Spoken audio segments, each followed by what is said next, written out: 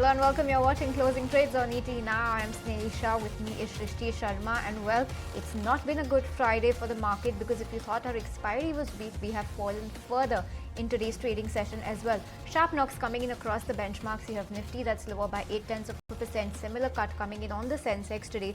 Nifty Bank a whole lot of 1% lower in today's trade. Finally, where we are seeing some momentum today is the India Wix, a 5.5% uptick on that front.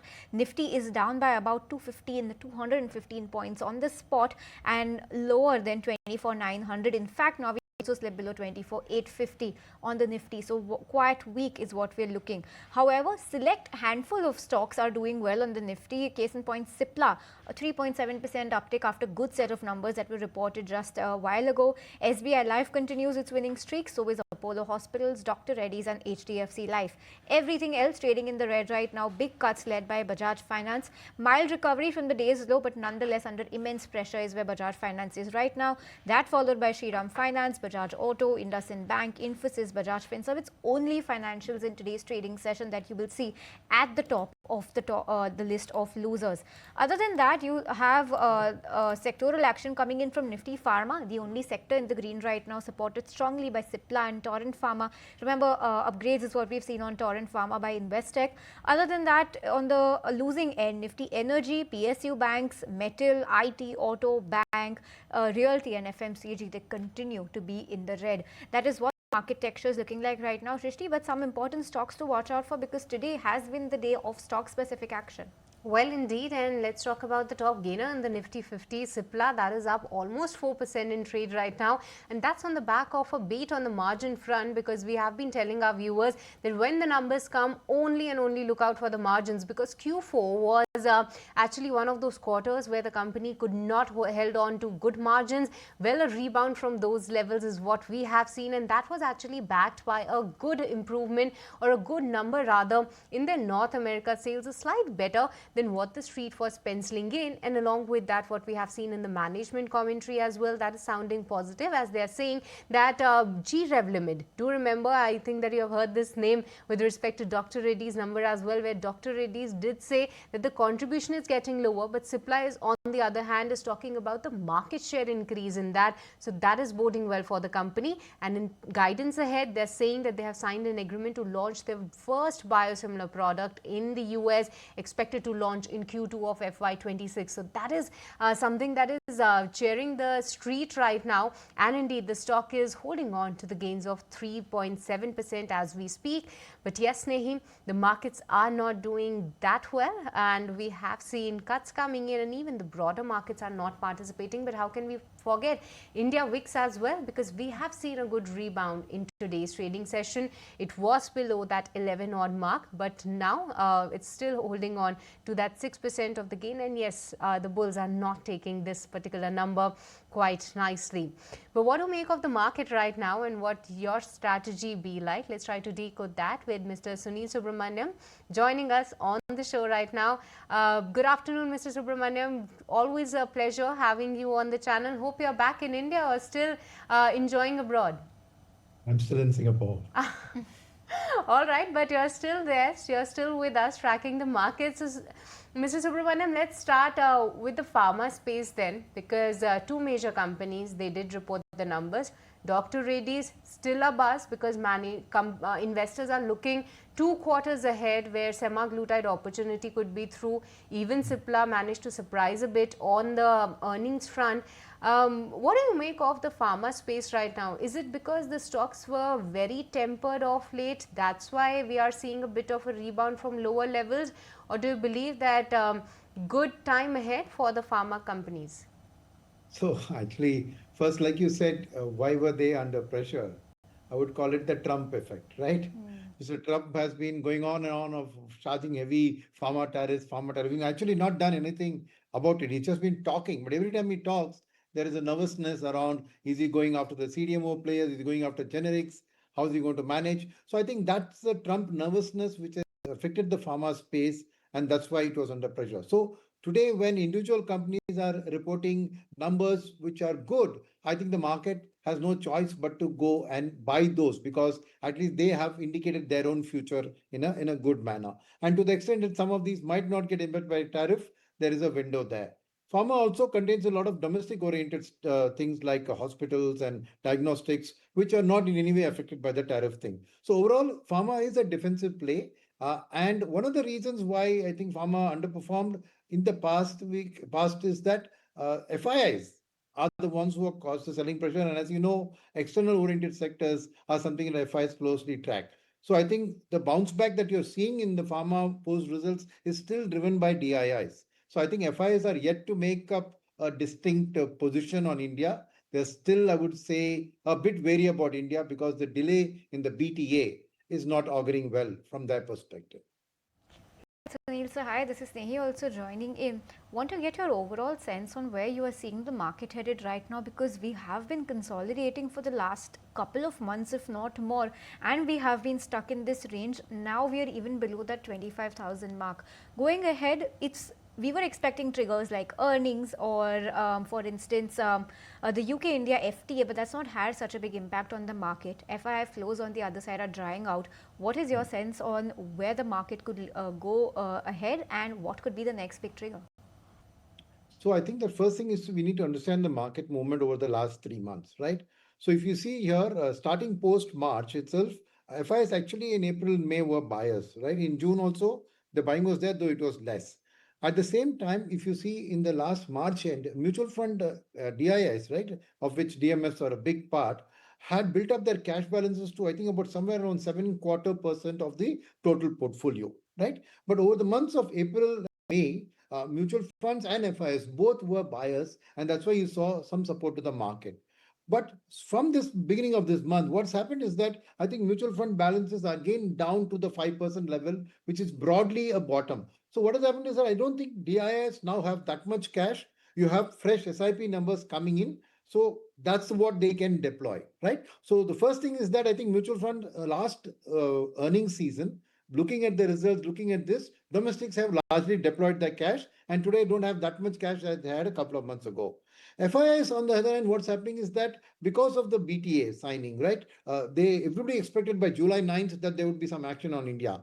Then July 9th has become August 1st. But now it doesn't look, because the Indian trade delegation has gone to the US and come back, but still don't have a deal with the US inside, because there are sticking points around agree. There are sticking points between India and US, which is not easy to solve. So now it looks like even the August 1st deadline they will not meet. And then whether Mr. will extend this 10% pause, which is till August 1st, let's say till September 1st for India, or is he going to slap 26% tariffs on India 1st August? And then when the deal gets signed, he will come back. Like that's what happened with Japan, if you recollect, right? He used the deadline to increase the tariff and then strike the deal at 19%. So this relative uncertainty around India and US, whether we are really going to do a quick BTA, and if a BTA happens, it looks like a three-part deal, an interim deal, and then another deal by fall, which is like a phase one, and then another one may take a few more months because there are a lot of stickly points that need to be tackled. So FIs have been a bit cold around the India because they're waiting for this certainty. Second aspect which has forced the FIS into this action is China.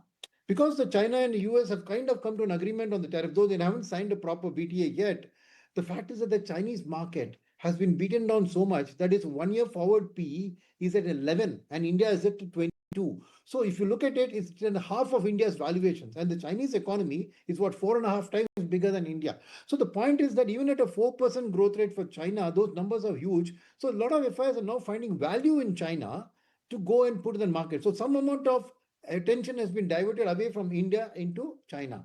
So then that brings me to what's the next trigger? That's the question you asked. So clearly some good news on the BTA front, that some interim is being signed or the tariff levels are going to be pegged at say below 20. That's what I think will be a trigger for FIS to come in. As far as DIS are concerned, it's clearly the developing earnings season. You know, the earnings season has been mixed. Some earnings have been fairly decent. The IT sector, for example, I don't think the earnings are so bad, but their guidances are a bit weak. And because FIs are not putting money back in, there are no buyers for the IT space. So that's why IT is under a lot of pressure. So why I'm saying this is DIS, because they used up a lot of their cash. Now the incremental cash coming in from fresh purchases over the course of this earnings season, plus the results will take their, buying will be specific to those triggers. So Right. those companies post good results, good guidances, will get the DI allocation. So it's a mix of BTA plus the earnings season. That's the next trigger. And early festival season, if it gives a good indication around Sure. consumption, will be a good positive for the market to look forward. But until then, Okay. expect a sideways consolidating market for some time. Okay, well, so we're still expecting some consolidation and some sideways momentum in the near future at least. But on that note, we'll slip into a very short break and be right back to take the conversation ahead with our technical experts too. So you stay tuned and we'll be right back.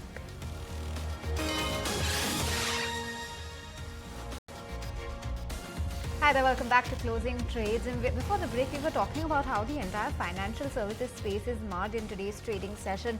Let's talk about Bajaj Finance, Shriram Finance. In fact, both of them are seeing cuts of about 4.5% and 3.5% each. IndusInd Bank joins that list along with the Bajaj Finserv. So it's entirely the banks, financial services, as well as PSU banks that are not doing well. So the entire financial basket is rather harrowed in today's trading session. But while we are talking about the top loser here, that's Bajaj Finance, down about 4.5% on the back of numbers that were slightly better than estimates, but it's actually the management commentary wherein they say that this year could be the weakest for the MSME segment. They see some weakness persisting over there. Until they have some clarity on that front, they've refused to share any guidance over there. So that is something that is not being taken very positively by the street right now. Other than that, however, brokerage cut also coming in on Bajaj Finance, wherein JP Morgan has cut their rating from overweight to neutral, with a 20 rupee price cut also coming in on the price target for the stock. Earlier in the day, we spoke to Elara Capital's Shweta Daptardar, who believes that NBFCs could continue to struggle with asset quality woes, while adding that rationale behind reducing their price target for Bajaj Finance and its housing arm as well. Let's go across and listen in to what she had to say. We have slightly tweaked down our target price and reduced slightly the multiple for the subsidiary of Bajaj, that is Bajaj Housing Finance. And that's primarily also because there is pressure from the competitive intensities that is flaring up on the housing finance side as well. So yes, we have slightly tweaked down, while our long-term opinion remains very constructive and positive on Bajaj Finance.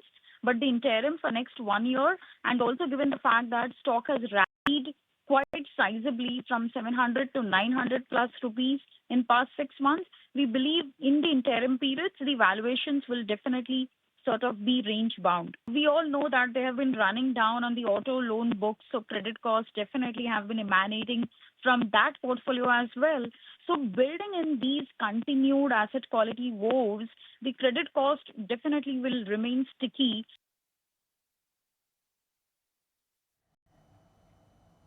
Okay, that's the opinion coming in on Bajaj Finance from the brokerage fraternity, but it's a mixed show from Shriram Finance, with NII seeing an uptick of 10%, but there was a decline in NIMs. Varun is here to help us understand what went wrong with Shriram Finance. Varun? Definitely. So it's been a mixed quarter for Shriram Finance. Actually, if you look at the overall NII and PPOP of the company, that is less than what we were expecting. The NII growth has been around 10.3% and the PPOP that has gone by around 8.8%. But if you look at the profitability, that is almost a little bit better than what we were expecting. We were expecting the profit to come at around 2135 crores. It has come tad above that, that is around 2156 crores. If you look at the overall AUM growth of the company, we are expecting the AUM growth to be around 15 to 17%. It is in between that, it is 16.6%. So it is actually on the upper end of what we were expecting. We are also expecting the overall CV sales to actually go down, the passenger vehicle sales to go down. But if you look at the overall CV and passenger AUM, that has gone up by around 12.2% to around 23.17%. That is for the PV. For the CV, no doubt, we have to get a clarity from the management whether it's the used CV segment that is doing good for the company, or have they seen any improvement in the new CV segment as well. If you look at the overall other segment, the construction equipment, that has gone down by around 3%, and also the gold loan business, that has gone down by around 18.8%. Also, we were expecting some improvement in the overall net interest margins for the company. We were expecting around 10 to 15 basis point improvement, but in fact the net interest margins of the company have gone down from 8.25% to around 8.11%. Basically, we were expecting an improvement because there were liquidity issues in the company earlier. because of excess liquidity, the margins of the company were under pressure. But even this time, the margins of the company are under pressure. So we need to understand for the management whether it's the excess liquidity that is still haunting the company, or is it something else which has impacted the overall NIMs of the company. So the net interest margin, they are less than what we were expecting. The overall NPA numbers, they are fine. No spike in the overall NPAs. But yes, the NII, PPOP, that is below estimate. The profit is above estimate. So it has been a mixed set for the company. Let's wait and watch for the management guidance as well. Right, okay, awaiting the management commentary. But Sunil, wanted to understand what's your opinion on what's happening with NBFC, especially after that very cautious sounding commentary coming in from Bajaj Finance, the mixed bag that we've had from Shriram. Can one deduct right now so early on that it could be a sectoral issue wherein there is going to be provisioning issues? And, it clearly seems that the rural recovery as well as the SME and the MSME segment is problematic. Could it be a sectoral issue, or do you think it's more company specific? I think it's basically two things. I think one is that we are going through this rate cycle change, right? With RBI announcing a huge amount of rate cuts and banks are trying to reduce the rates, NBFCs have to keep up with them. So that's one issue, because the rate cut scenario passing on, because actually, if you look at some of the bank numbers, their deposit growth was ahead of expectations. So that's the second point I want to bring in, that customers are still not willing to take whatever money the finance minister gave them and spend it. They seem to be saving it. So seeing it in the SIP book, you're seeing in the savings accounts of the banks. So the banks are actually getting good CASA flows, good deposit growth, and they are trying to reduce rates on the lending front. And the NBFCs, because they are ultimately dependent on the market borrowings, they don't have the benefit of a CASA book or anything for them to get. And they can't tap directly into savings of the retail mass in India. So to that extent, their NIMs will be under pressure, and the lending book until the customer chooses to spend. But I'm optimistic about the future, because we have the festival season coming in earlier this year, and people's purchases tend to get bunched around festivals and Diwali and all that. And these counters, NBFC counters, are very good at the retail end, at the shops where these purchases are made, they convert quickly. So I would still remain optimistic that in the coming quarter, they would be able to grow their loan book quite well, and the NIM pressure will continue for some time because banks are going to be breathing down their necks. So to that extent, that's why I said this is a transition period, because with the sudden rate cuts announced by RBI, the customers are expecting a sharp drop in interest rates. And how fast can these NBFCs reprice their liabilities, right? Because they have raised liabilities at slightly higher cost ahead of this time, and now they are finding the rates under pressure. So it's a period of a couple of quarters that there will be this readjustment phase. But once the festival season kicks up, I think these numbers should then pick up. On the asset quality front, yes, what Bajaj Finance said in terms of asset quality, that is anticipating pressure, has been a kind of a warning. Nobody expected that. That's probably where. So that we have now wait and see whether other NBFCs are also giving the same commentary on a facing of pressure on the NPAs and the collections. But I would say one swallow doesn't make a summer. We don't have to rush into that judgment, because banks' NPAs have been by and large under control. I don't think it's been too much bad news there. So Sunil, a question really, and purely from an investor perspective, if one has to put fresh money to work, is it quite an obvious choice there? It should be banks versus NBFCs, or would you say use this decline in NBFCs perhaps also to add positions? I would say that it's banks versus NBFCs. Don't rush into the NBFCs. Wait for the commentary from the whole pack to come in, and wait for the numbers from the festival season to trickle in to see whether sales are booming, because then you can correlate it to NBFCs lending there. But banks are a safer play, because not only do they have the benefit of deposits growing there, the second advantage they will have is almost all of the big banks are distributors of mutual funds and insurance. And if the customer is saving instead of spending, then they're going to be beneficiaries of that from a fee-based income. So at this point in time, I would say the banks are a better bet in terms of that versus the NBFCs. So that's the take on banks versus NBFCs, and Mr. Subramaniam is liking banks from that space right now. So thanks so much for joining us. On that note, we'll let you go. But let's also connect with our technical experts. We have Somil Mehta as well as Vineesh Rajani joining us on the show. Somil, hi. we're talking about the entire financial space, how is Union Bank shaping up on the charts? A steep 6% cut is what we're seeing on the charts right now. How is this faring up versus its PSU banks counterparts that are all also looking very weak today? Overall, if you see the PSU banks, they were very good yesterday. They were holding on to their gains, but today most of them have given up all the gains. Specifically, Union Bank. Now, if you see Union Bank yesterday, there was a little spike on the upside, trying to close above 40 daily moving average, but it failed. And today it was just a gap down. There's a gap around 142 levels. I'm not expecting anything in the very short term now for Union Bank. And the next support would be 131 and 125. So these are the two supports. I'll be expecting this stock to go down till 130, 125 levels. Now, on the upside, the 142 levels would be very, very crucial to watch out for as a resistance. Anything about that, I think it will be a reversal in the short term. So that's the take coming in on this particular counter. Yes, the banking majors are a bit under pressure. But along with that, yes, of course, we have been talking about what a move that we have already seen on a stock coming in for Supplier. And we have the commentary as well coming in from the management where they're saying that they're optimistic about India market. Do remember that it's a 6% jump is what they have registered in the India market. And on that front, the commentary stands positive. When it comes to G-Revlimid, that is one of their key drugs that does include their two commentaries coming in that they are working. And this time as well, we have seen a bit of a jump in terms of their market shares, what the company has already told. With respect to GLP-1 opportunities as well, there's indeed a commentary on that particular front where the management is saying that for India market, they are definitely working on the GLP-1 opportunities. And as we see that the stock is still holding on to the gains of 6.3%. But Vinay, help us with a chart check on this one, that how do you see Supplier on the charts? Because the management commentary stands quite positive and they're also saying that it's a significant price erosion that the company is seeing on G-Revlimid that could actually be a little bit of a concern. But what on the charts that you're picking up?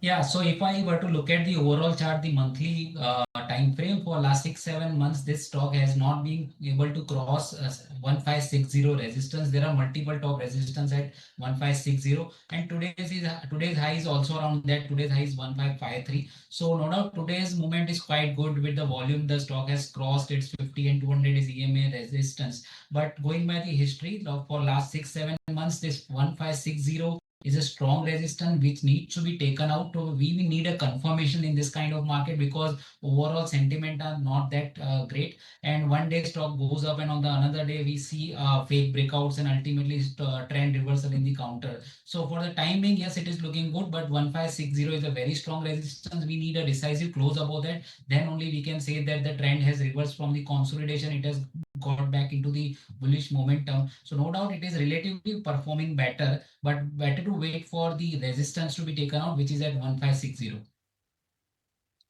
Supplier, wait for a bit before taking some action on that stock. Let's move away from that and throw some light on PSEs, because we are learning from exclusive sources that the government is likely to launch an OFS or offer for sale to dilute minority stake in two central public sector enterprises. Prakash Priyadarshi has more updates on which are these two PSEs and what are the latest updates here. Prakash. The government is moving ahead with the calibrated disinvestment strategy, wherein disinvestment in CPSCs through OFS route will be a top priority of very significant development coming in.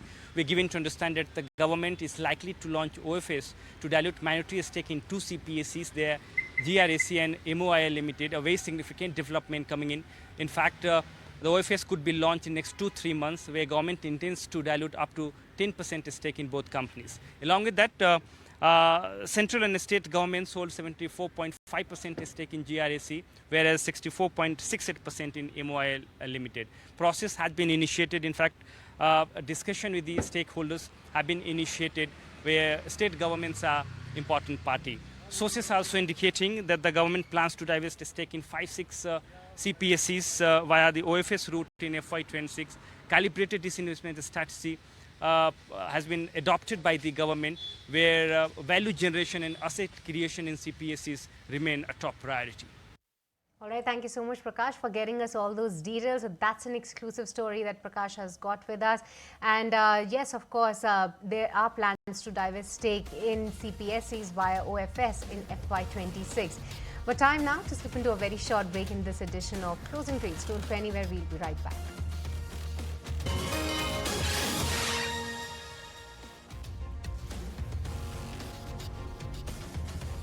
Back with Closing Trades, right here on ET9. Let's just revisit how the last half an hour for this week is panning out. While, of course, there has been a concern. We've had many range-bound sessions for the market. Having said that, this week has been equally tumultuous.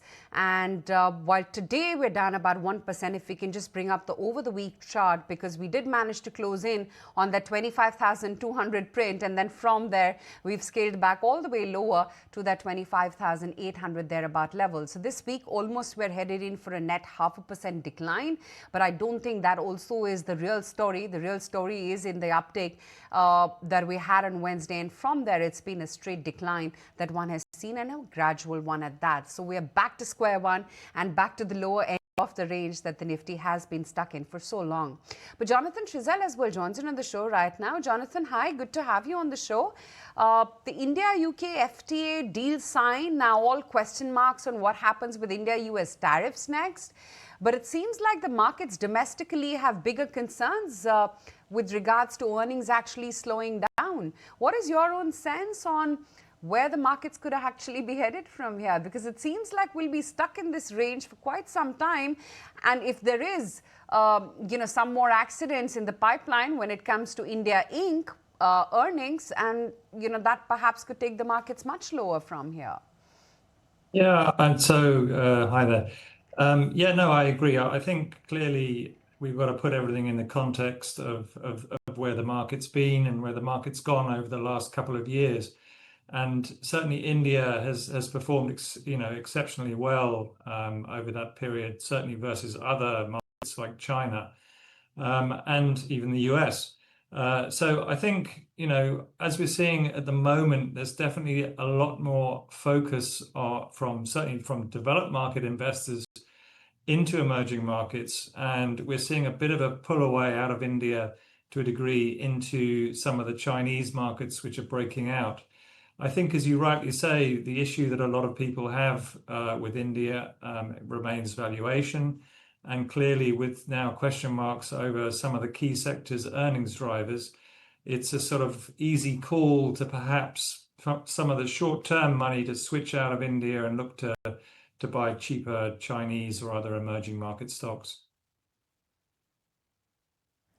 All right, that's the take. But hi, Jonathan. Afternoon. This is Shrishti also joining in. But sectorally, and especially with respect to the earnings, where are you finding comfort right now?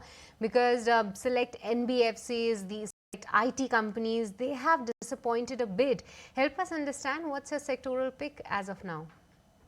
Yeah, I mean, we kept a decent weighting towards the private sector banks, which has certainly worked for us. We do have weightings towards IT.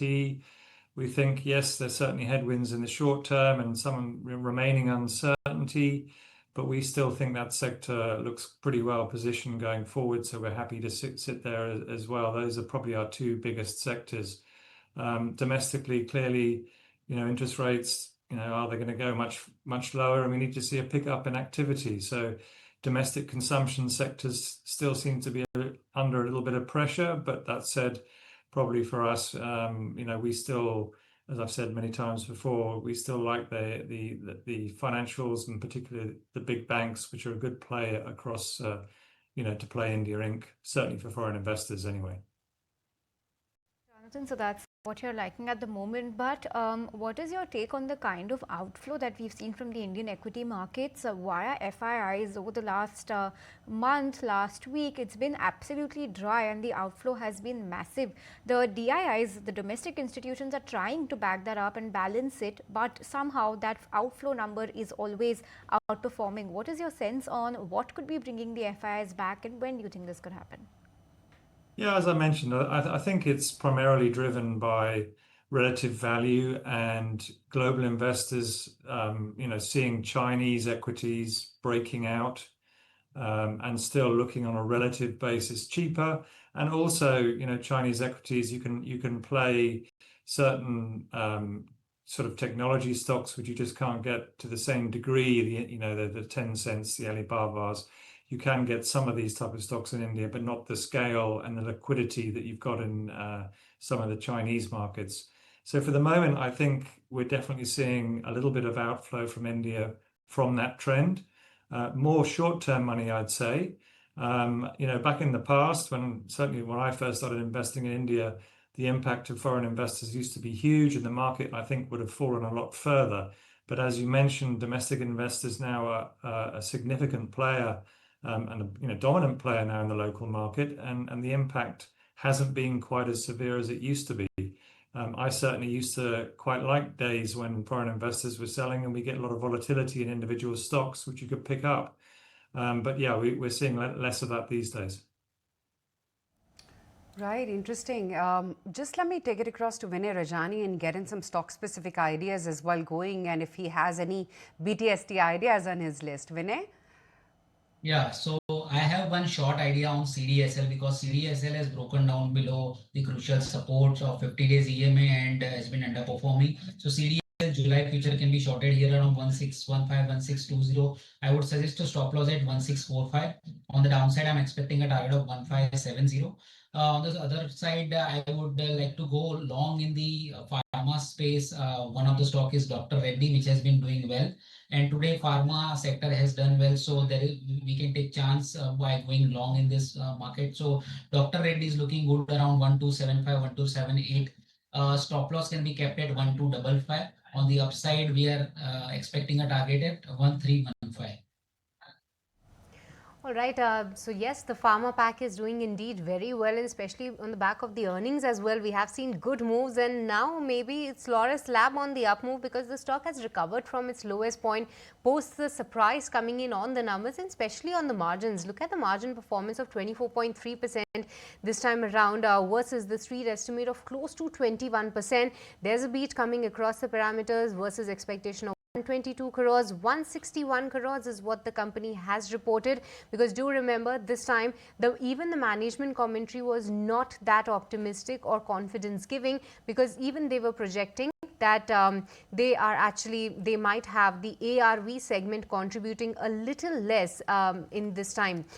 So that's about Laurus Lab numbers. Yes, of course, there's a surprise across the board that we have seen, and especially the margins. Now, if we look at their CDMO business, that has seen a jump of 103% in their revenue on a YOY basis. The generic business too has seen a jump of 12%. So the jump on CDMO is actually in line to what even the street was working with. They were actually anticipating a 3-digit growth number, and the company has bang in line managed to deliver that particular number.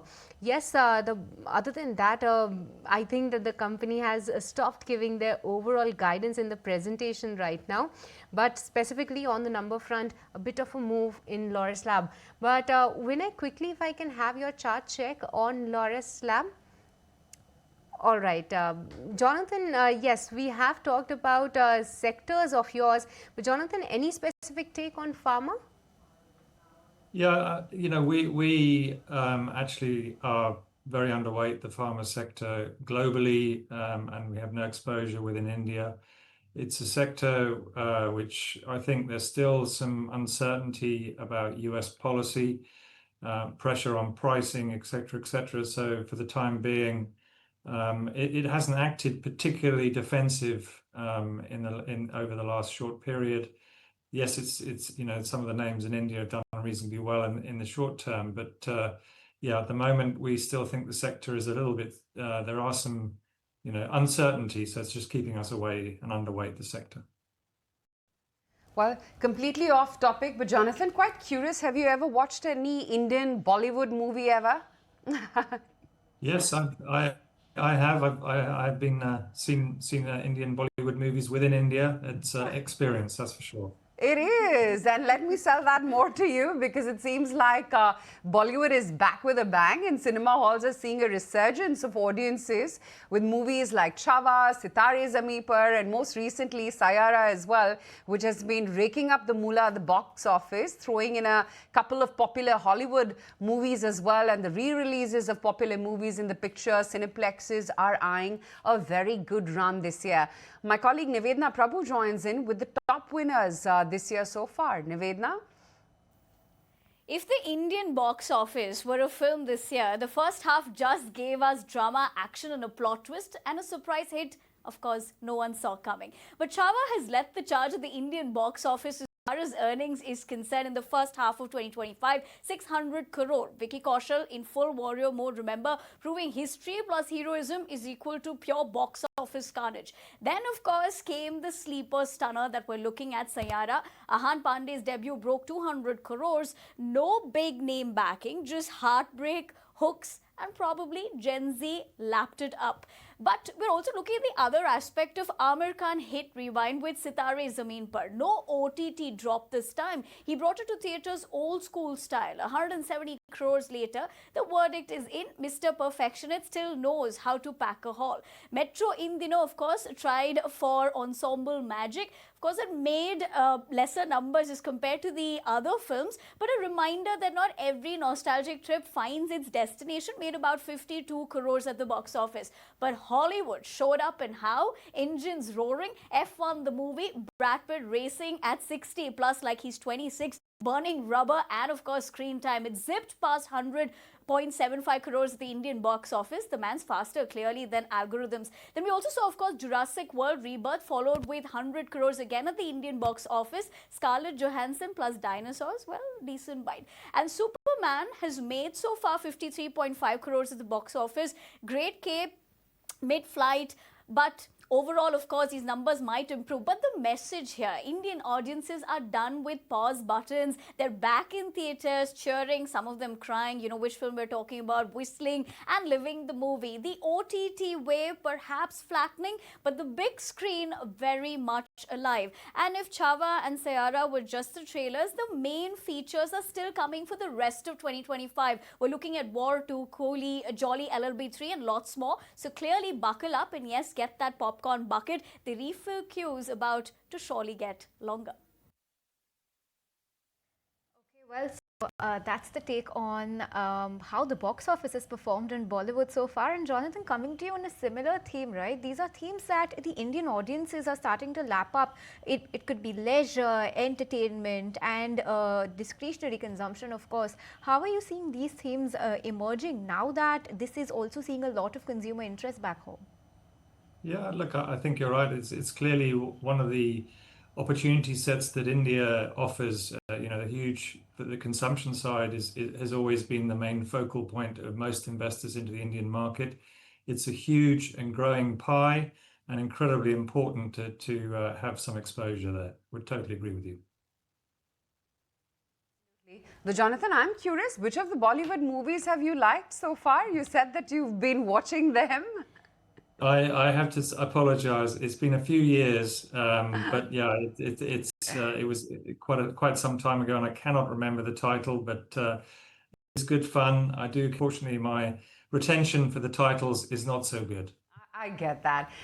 But when you talk about multiplexes, it's been just so much consolidation in the play, and now you have pretty much only one listed player in PVR Inox. Should be part of one's core portfolio, you think? I mean, for the way we look at, there are brilliant business models, and as you say, you've seen consolidation in the sector, which is something as an investor we like. What unfortunately would keep us away from the sector is we would rather have a bit more medium to longer term visibility. And when you've got a lot of, your earnings reliant on blockbuster hits, which you can't guarantee that will be coming out anytime soon. It's just the variability of earnings that keep us away from that sector. It can be fantastic, but there also can be lean times as well, and we tend to shy away from sectors like that. All right, but Jonathan, just shifting focus to the metal pack now, I was a little bit interested to know that how do you believe the metal as a space, especially with respect to some of those Indian listed companies can perform going ahead? Because in terms of the earnings, back home we have that safeguard duty, which is indeed helping select steel companies to have that pricing power back. But it is indeed a globally linked sectors and we move much in tandem to that. What's the view that you're getting on the metal pack? Because some of the precious metals, they are nowhere close to like making a top, or that's very hard to predict. But the base commodities as well, they are inching higher.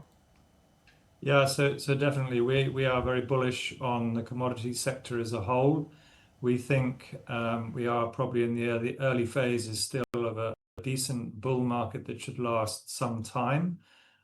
Yes, there'll be a bit of volatility from time to time. Yes, individual commodity complexes will go through their short-term cycles within the bull. But generally speaking, we think over the next few years, with everything that's going on geopolitically, with growth hopefully beginning to pick up again out of China, out of the rest of Asia, and we think probably the situation in the US is, probably will, US unlikely to tip into a recession. So we think the commodity space and with the movement of supply chains that's going on is that we are extremely bullish on that space. And in addition, we think it is also a good hedge against, we think continued and ongoing inflationary pressures in the global economy. Okay, Jonathan, great to have you on the show. Thank you so much for taking the time out and joining in right now. Let's cut across. We've got live visuals coming in of the Prime Minister's visit in Maldives right now. They're calling it the Independence Day honor. That's what he's been awarded right now. Visuals of which you can see live on your screens right now. A lot of MOUs as well as key deals were on the agenda. And since morning, we've been seeing a lot of photo ops being shared by the president of Maldives. Remember, the PM is on a day-long visit from today up until tomorrow to Maldives. And this is, of course, his second leg of the two-nation tour. He's been signaling a major diplomatic reset now between India and the island nation. We all know as to the kind of standoff that earlier played out, but seems like things are now getting back to normal in terms of diplomatic relationships between both Maldives as well as India. But closing in on the week as well, and we're headed in for a 1% decline on the Nifty. Today's casualties, of course, have been Bajaj Finance all the way, and the trickle-down effect that it had in the rest of the plays too. Of course, a mixed bag from Shriram Finance also didn't help sentiment. Shriram was under the weather from the word go today, and that stock also closes in with a near about 3% decline. Over the weekend too, you've got lots of earnings come by, and a large list of the Nifty 50 names which are also due to report their numbers. You've got Kotak Mahindra Bank, you've got IDFC First, you've got Macrotech Developers, IndusInd Bank, BEL, Asian Paints, L&T, NTPC. So the next week one, of course, is a very heavy one in terms of earnings. And that's largely been the texture of the market this week as well. From that 25,200 peak on Wednesday, we've had a bit of a steady decline, and we're closing in at the lower end of that range that the Nifty has been in pretty much all through this month. 24,830 thereabouts is where we're shutting shop for the day, and that's good to over 200-point decline actually. It's been no better for the broad end of the market as well. There too, the breath has been weak from the word go, and today also, or rather right now, we're closing in with a good 200 stocks standing to the reds, with just a handful of 29 standing to the greens, at least within the F&O pool. Oil and gas, textile, metals, financials, infrastructure, banks, automobiles, all these sectors have been ranked underperformers. Other than pharma, actually, I don't spot much of green. So yeah, Supplier has been a standout performer today, and over 3% move is what that stock closed the day with. SBI Life Record reacted positively to its numbers, 1.7% higher there. And then, of course, there was HDFC Life, Sun Pharma, DRL. So largely a pharma flavor when it came to the winners. But APL Apollo, Union Bank, Poonawalla FinCorp, that entire space of financials is the one which weighed acutely heavy on the markets today. That's about the markets. Yes, of course, what we have seen in this particular week is as well, we have seen quite volatile moves coming in because just at the start of the week, we have seen Nifty surging all the way to that 25,200 mark as well. We did move higher from those levels, but now still slipping below that 25,000 mark and sub that 24,900 mark as well. So all throughout the week, we have seen deeper cuts coming in for Nifty, and not just that, even Nifty Bank did not do that particular well. In terms of the sectoral performance, it was just the pharma space that did well on a week-to-date basis, thanks to Supplier, Dr. Reddy's and select counters like Laurus Lab, even Aurobindo Pharma, they were actually doing well. The metal pack, auto, PSU bank, they were quite silent, but Nifty Realty, that was the top sectoral loser, almost a 5% cut throughout the week. We have seen by IT because even Infosys could not manage to move higher post the earnings, and it was the mid and the small end, be it the case for Persistent. These stocks were under tremendous pressure. It was FMCG as well, which declined almost 3.5% in the week gone by. So that's about the markets, but with this, it's a wrap to this edition of Closing Trades. It's a goodbye from me, Aisha, as well as Snehi. Thank you so much for tuning in and have a happy weekend.